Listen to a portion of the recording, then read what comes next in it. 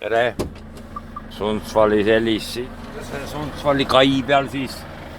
Vaatame, mis siin on. Paneme seisma auto. Maandub Jarek. Niimoodi ülbelt pilgutab ja pasub. Jultunult pasundab. Noh, komplekti sitasuse, see on meil ka must vöö. Et niuke teema siis väga kole on niimoodi ja siis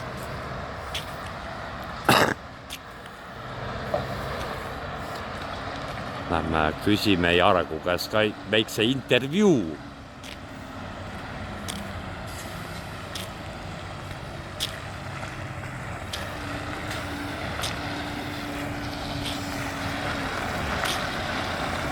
Vot nii. Noh, kõlbab vä? Mida? Upud? Sa võtad ämbri kühvli ja hakkad vedama tühjaks seda sopalompi. Jaa. Vot nii. Nibin-nabin. Nii me elame. Seal on üks välismaalane ja seal on üks välismaalane. Ja üks tanks on ka.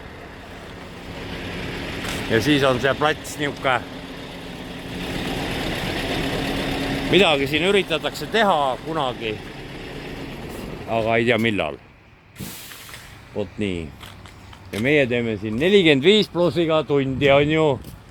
Täna on reede. Ega enne esmaspäeva hommikut peabki ei liigutama, pole ju mõtet. Esmaspäeva hommiku hakkame minema ja kangelaseks ei saa siin rapsimisega. Ja kohale jõudmine on ka väga kei. Nüüd me tuvastasime selle. Rihole on väga valusalt kätte maksnud see. Väga valus oli. Ammustasin näppu ja varvas läks. Votak.